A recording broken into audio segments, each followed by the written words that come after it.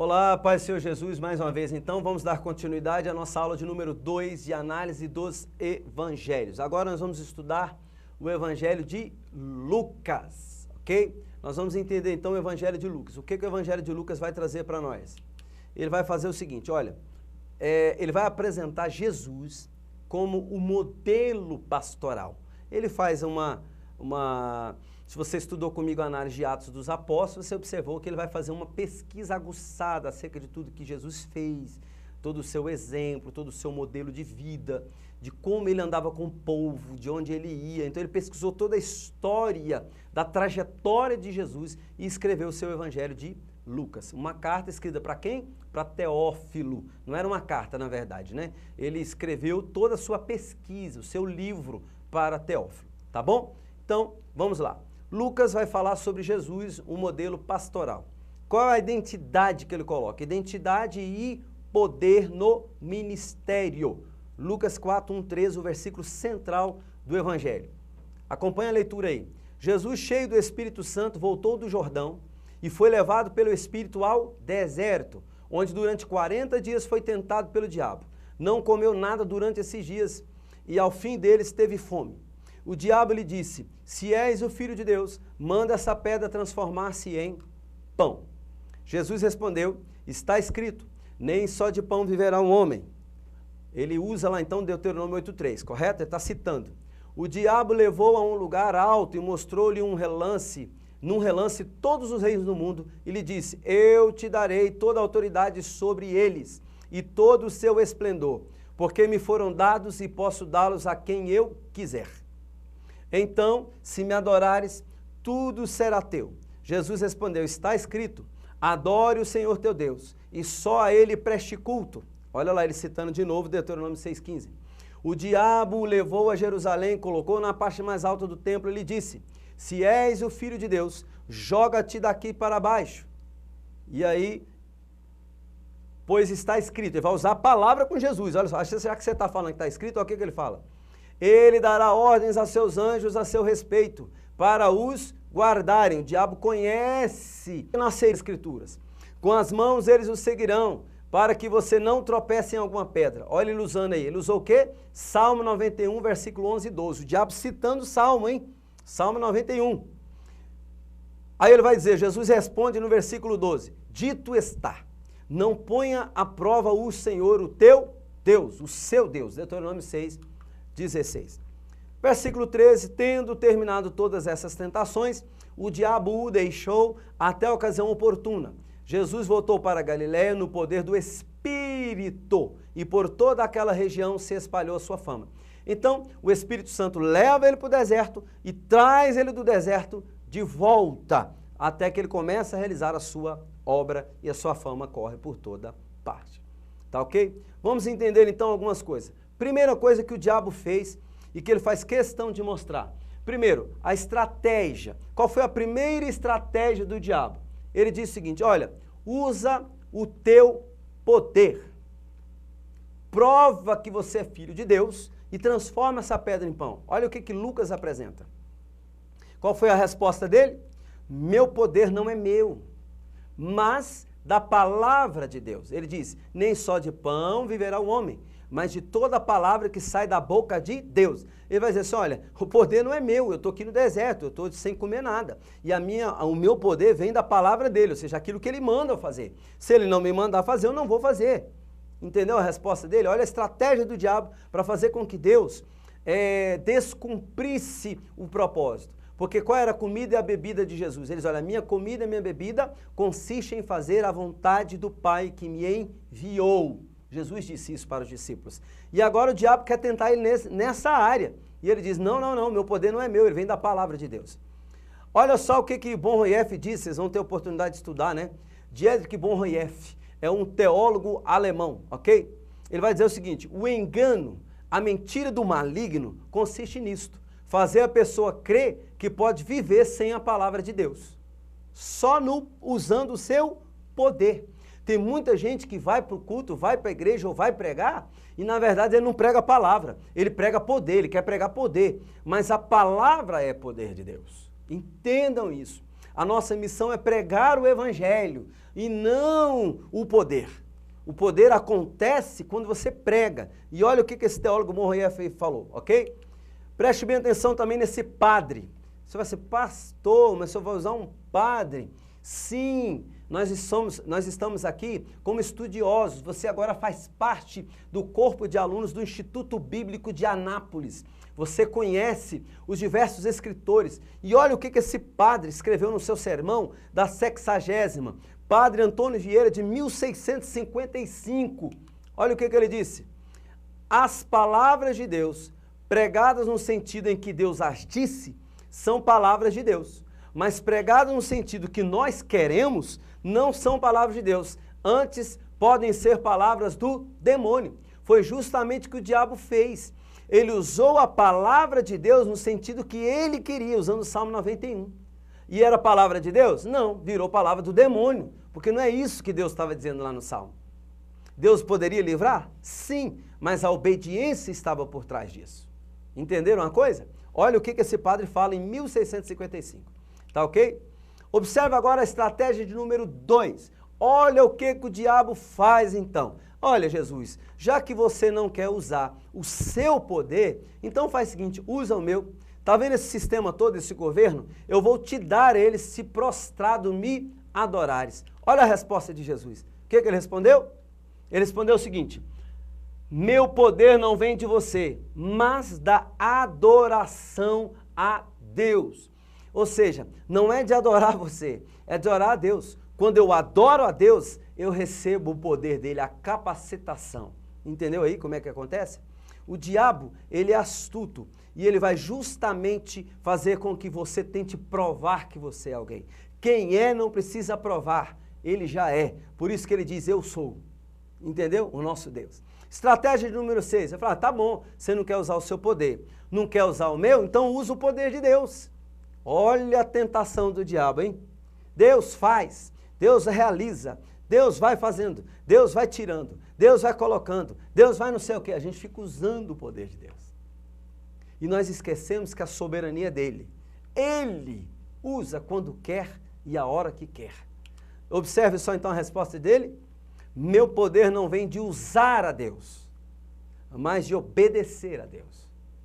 Se você guardar as minhas palavras e as cumprir, pedireis o que quiser, eu vou ser-lhe-á concedido. Para que Deus te atenda, não é que usa não. Para ele atender você, você precisa primeiro obedecer. É o que Jesus está falando. Eu não vou pular daqui de cima, porque eu não vou botar Deus à prova. Ah, faz. Não, porque o Senhor falou lá que vai fazer. Não, eu venho de obedecer. O Senhor mandou pular? Eu pulo. Se o Senhor não mandar, eu não pulo. Entendeu? É obediência. Então preste bem atenção. Qual é a pergunta que fica aí agora aí? Qual é a pergunta que o diabo faz? Pergunta errada que nós fazemos. Sem poder ou com poder? Pergunta certa, com qual poder? E aí você vai ver no versículo 14 que diz, Jesus voltou para a Galileia no poder do Espírito. Então, não é, eu tenho que ir fazer a obra de Deus com poder ou sem poder. Você fala assim, com poder. Não. A pergunta não é com ou sem, é com qual? É com seu poder? Não, é com o poder do Espírito. Jesus foi para o deserto no poder do Espírito. Jesus sai do deserto no poder do Espírito. Entendeu? Então é no poder dele e não seu. Ok? Olha aí o nosso saudoso John Stott, reverendo John Stott, saudoso, né?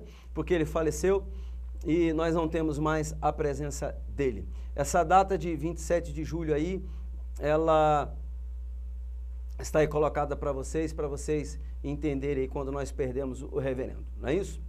Então, ele escreveu o seguinte texto. Estou firmemente convicto que existe muita autocracia nos líderes da comunidade cristã, em oposição ao ensino de Jesus, em vez de amor e bondade. Muitos se comportam como se acreditassem não no sacerdócio de todos os crentes, mas no papado de todos os pastores. Nosso modelo de liderança é frequentemente modelado mais pela cultura do que por Cristo. Olha o que esse homem escreve, John Stott. Tremendo isso. Entenda, nós somos líderes capacitados pelo Senhor no poder dele e não no nosso. Nós não somos o Papa, que temos o poder absoluto sobre todos, não. Nós somos servos, como qualquer um. Todos podem ser usados por Deus, desde que seja chamado por Ele a fazer aquela missão como nós fomos chamados. Ok? Vamos entender então alguns princípios que nós vemos dentro da estrutura do Evangelho de Lucas. Observe aí. Primeiro, lá na Galileia, capítulo 4, versículo 14, até o capítulo 9, versículo 50. Jesus se encontra com quem? Com o povo. Lá, do 4,14 até o 9,50, Jesus está no meio do povo, andando com o povo, e lá ele é o realizador. Depois, lá ele vai pregar uma teologia prática, ele vai estar colocando tudo em prática aquilo que é da parte de Deus. E você vai ver uma palavra que vai repetir muito, e aconteceu o quê? Indo para tal lugar, e aconteceu o quê? Levantando ele a mão, e aconteceu o quê? Jesus o toma pela mão, entendeu? Essa palavra vai repetir muito.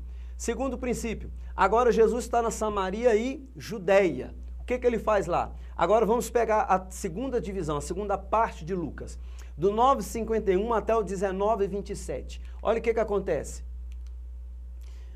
Enquanto na primeira parte ele estava com o povo, do 9,51 até o 19,27 ele está com os discípulos. E com os discípulos ele já não é mais o que realiza, ele é um ensinador. E na sua teologia prática, ele já não vai mais praticar, ele vai narrar.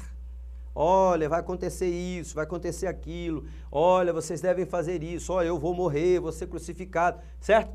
E uma palavra que repete muito, uma frase. E disse-lhe certa vez, entendeu? Ensinando. Terceira divisão, então, do Evangelho de Lucas. Jerusalém, agora ele está em Jerusalém. No primeiro momento ele está na Galileia, ele está com o povo, realizador, a teologia ela é prática, e aconteceu o quê? Segundo momento, ele está em Samaria e Judeia, ele está com os discípulos, ensinando, a teologia agora é narrativa, e repete-se as frases, disse-lhes e certa vez. E lá em Jerusalém, o que vai acontecer? Ele agora está no templo e no monte, ok? Ou ele está orando, ou ele está ensinando no templo lá. E ele está fazendo o quê? Ele é profeta. Lá ele está como profeta. E a teologia é a teologia da esperança. Ele vai falar sobre a ressurreição, o Filho do Homem, certo? E o que repete lá? E será que, naquele dia, o grande dia do Senhor, ele vai falar sobre isso. Então está aqui toda a estrutura de Lucas, nos seus capítulos, versículos, justamente aonde se divide, exatamente aí. Vocês então vão poder compreender todo o compêndio do Evangelho de Lucas, ok? E agora nós vamos entender o seguinte, Jesus, o pastor a caminho. Está a caminho para onde? Olha aí as direções, para todos os lados. Ele está a caminho do povo, lembra lá na Galileia, não é isso? Ele está a caminho dos líderes, ensinando lá em Samaria, na Judéia, os líderes, os discípulos. Ele está a caminho o quê? Da igreja, ok? E no monte, orando. A igreja onde? No templo e nos montes. Está aí, então, os sentidos em que ele anda. Ele está no meio do povo, ele está com os líderes, ele está na igreja, ele está no monte orando. Viu aí os sentidos em que ele anda? Isso aqui, então, é a simbologia que nós usamos para exemplificar o pastoreio de Jesus dentro do Evangelho de Lucas, o nosso bom pastor. Ok? Agora eu quero colocar para você, dentro do Evangelho de Lucas, uma avaliação pessoal. Para você que está aí assistindo essa aula. Qual tem sido a sua relação com o poder? Você tem se relacionado com o poder de que forma? Mostrando o poder ou pelo poder da palavra? Sendo levado pelo poder da palavra? Faça uma descrição de sua relação com a sua Galileia. Você tem andado no meio do povo? Você tem ensinado, feito discípulos de Samaria e Judeia? 2, 3, ou seja, o terceiro tópico aí, Jerusalém, você tem estado na igreja? Você tem estado no monte? Que o Senhor então nos abençoe com relação a esse Evangelho de Lucas, que você possa entender. Vamos agora passar para o próximo Evangelho, o nosso Evangelho de João. Vamos entender a sua estrutura, que é o Evangelho que nos falta. Mateus, Marcos e Lucas nós chamamos de Evangelhos sinópticos. Por isso que eu coloquei Deus abençoe ele terminando, mas o Evangelho de Lucas, o Evangelho de Mateus, Marcos e Lucas são chamados sinópticos. Por quê? Cada um tem um pouco de si dentro dele, certo? Mateus tem de Marcos, Marcos tem de Mateus, Lucas tem de Marcos, tem de Mateus, Mateus tem de Lucas, é assim, correto? Já João é um evangelho que nós chamamos de apologético, ele faz uma defesa. João, então, ele foi escrito em 85 depois de Cristo. Qual é o destinatário? Os crentes de todos os lugares. Agora ele já não tem mais um povo específico. Situação externa, perseguição dos romanos. Interna, heresias. Qual é a heresia que ele enfrentava? O gnosticismo. Qual era o objetivo de João? Provar que Jesus Cristo era o Filho de Deus. Qual é a argumentação que João vai usar? Os sinais e milagres. Texto principal, capítulo de número 20, versículo 30 e 31. Agora vamos observar aí. Quais são os sinais e prodígios que ele usa? Bem, como ele é apologético, ele vai defender contra o gnosticismo. O gnosticismo vai dizer o seguinte, que Jesus não era Deus, que ele não era o Filho de Deus. Então, através de sinais, milagres e prodígios, ele quer provar que Jesus era assim Deus. E ele já começa no capítulo 1 dizendo o seguinte, olha, no princípio era o verbo era Deus, o verbo estava com Deus, certo? Tudo que foi feito por ele, sem ele nada do que existe teria sido feito, ok? Já como diz o povo, quem entende desse negócio de jogo de futebol, essas coisas, já mostrou o cravo da chuteira, né? Já entrou de sola no gnosticismo, diz assim, olha, sai para lá, porque ele é Deus, ele é o Filho de Deus, ele era o verbo, estava lá desde o princípio. E ele vai começar então alguns sinais. Quais são? Ele vai usar 7 sinais. 7. Alguns sinais e prodígios. Primeiro, água torna-se em vinho. Depois, a cura do filho de um nobre. Depois, a cura do paralítico. Alimentando mais de 5.000 pessoas. Acalmando a tempestade. Abrindo os olhos de um cego de nascença. E a ressurreição de Lázaro. E aí João vai começar a apresentar algumas coisas. Então nós temos aí 2 colunas mostrando para nós. Primeiro, o João capítulo 1 do versículo 18, eu já disse, ele vai apresentar ele como o verbo de Deus, ok? Ele é o que então? No versículo 3 de João, acompanha aí na sua Bíblia, para você entender melhor essa questão.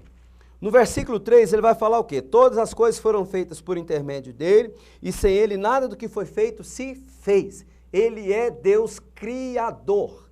Versículo 4, a tua luz resplandece nas trevas, versículo 4 está dizendo o seguinte, a vida estava nele e a vida era a luz dos homens. Ou seja, o verbo de Deus também é vida, ele era a vida. Versículo 5, a luz resplandece nas trevas e as trevas não prevaleceram contra ela. Glória a Deus por isso.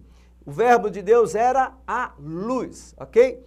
Do 6 ao 8, nós vamos ver que a testemunha que veio testemunhar da luz. Quem foi? Observa então no 6 ao 8. Houve um homem enviado por Deus cujo nome era João. Não é esse João aqui não, tá? Aqui é o João apóstolo que escreveu. O João que está nesse versículo é o João Batista, que veio preparar o caminho, tá bom? João Batista veio dar testemunho da luz.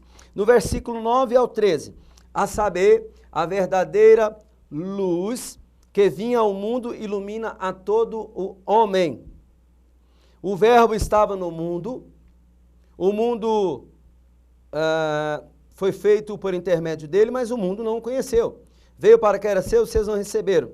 Mas a todos quanto receberam, deles o poder de serem feitos filhos de Deus, a saber, aos que creem no seu nome.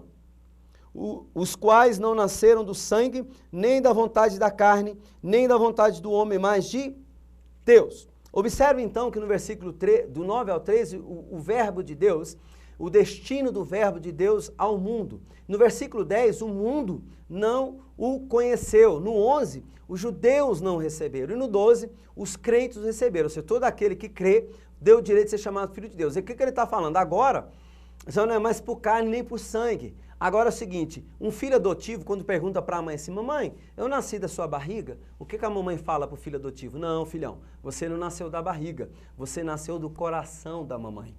O que Jesus está falando aqui? O que João está falando aqui, na verdade? Ele está dizendo o seguinte, que todo aquele que crê é adotado, tem o direito de ser chamado filho de Deus. Ele não é filho de sangue como os judeus, que era seu filho e não recebeu. Ele agora é filho adotivo. Paulo diz que nós somos adotados por uma adoção, certo? Então agora você é filho de Deus, ok?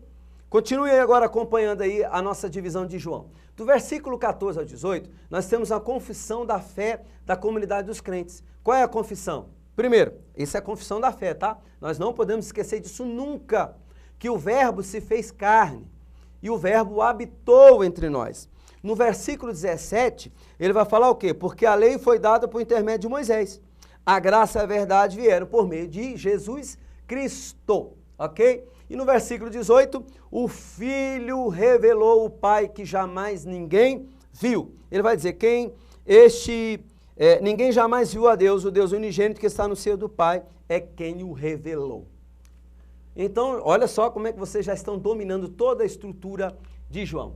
Continuando aí, uma frase que domina João. Domina. Por quê? Porque ele quer provar que Jesus é Deus. Como é que Deus no Antigo Testamento é conhecido? O eu sou. Lembra lá de Moisés? Eu vou lá no Egito, como é que eu vou dizer quem me mandou? Ele diga que o eu sou o enviou. Ok? Então Jesus agora se apresenta em João no capítulo 6, eu sou o pão da vida. No capítulo 8, eu sou a luz do mundo. No capítulo 10, eu sou o bom pastor. No capítulo 11, eu sou a ressurreição. No capítulo 14, eu sou o caminho, a verdade e a vida. No capítulo 15, eu sou a videira verdadeira. E agora, voltando lá em João, versículo 1,14, diz que o verbo se fez carne. Como assim, pastor, fez carne? Como é que João vai provar isso? Lá no capítulo 4, versículo 6 e capítulo 19, versículo 28, ele diz que Jesus se cansou e teve sede. Então, ele se fez carne. Lá no capítulo 11, versículo 35, Jesus chorou. No capítulo 19, 3, 30 e 42, ele morreu fisicamente. Então, ele se fez carne. Ok? Lá em João capítulo 1, versículo 11, os seus não o receberam. Quanto é que os seus não o receberam? Quanto é que os judeus não quiseram recebê-lo? Quando ele purificou o templo, lá em João 2. Quando curou um paralítico, em João 5. Após a multiplicação dos pães, em João 6. Quando seus meio-irmãos o tratavam com sarcasmo, João 7. Por que meio-irmão, gente? Vamos entender uma coisa. Jesus era filho de José? Não. Era o Espírito Santo que gerou o corpo de Jesus em Maria. Então, depois disso, Maria coabitou com José, ou José com Maria, e eles tiveram filhos. E teve irmãos. Então, esses filhos são meio-irmãos de Jesus por parte de mãe. Se podemos assim entender. Entendeu? Meio-irmãos. Continuando, então, observe aí. Quando se fez presente na festa dos tabernáculos, já em João 7. Quando afirmou ser a luz do mundo, em João 8. Quando disse de sua unidade com o Pai, João 10, 30, 31. Depois de haver ressuscitado Lázaro, João 11, 45. E agora, quando é que todos o receberam que tiveram o direito de ser chamado filho de Deus? Olha que interessante. André, João, Pedro, Filipe, Natanael. João 1, 32, 40, 43, 45, quando ele chama os discípulos. Nicodemos, lá em João 3, que diz, olha, é necessário nascer de novo. A mulher samaritana, em João 4. O cego de nascença, João 9. Maria e Marta, lá em João 11. Os 11 lá no cenáculo, quando estavam orando, João 13 e João 16, Judas já havia traído em seu coração. Maria Madalena, João 20. E o que nós vamos entender agora? Toda a estrutura de João foi passada para vocês. Vocês podem pegar isso agora e estudar assim, com detalhes, todas essas referências. Vocês agora estão em mãos, toda a referência temática, estrutura, divisão e subdivisão de João, ok? Nós agora vamos entender o seguinte, que o Evangelho de João foi escrito para defesa. Então, se você quer memorizar essa estrutura, toda vez que você quer saber se ele é o caminho, a verdade e a vida, se ele é o pão da vida, se ele é a videira verdadeira, vai em João, o eu sou está lá, ok? Que Deus nos abençoe, que o Senhor continue nos abençoando pela sua infinita bondade, misericórdia e graça. Até a próxima disciplina, se Deus assim nos permitir e nos der vida. Fique com Deus e continue firmes nesse propósito. Não deixe de estudar. Meditem, procurem livros, literaturas e jamais abandone as Escrituras, a palavra do nosso Senhor e Salvador Jesus Cristo, o que é ensinado para você aqui no nosso Instituto Bíblico de Anápolis. Deus os abençoe.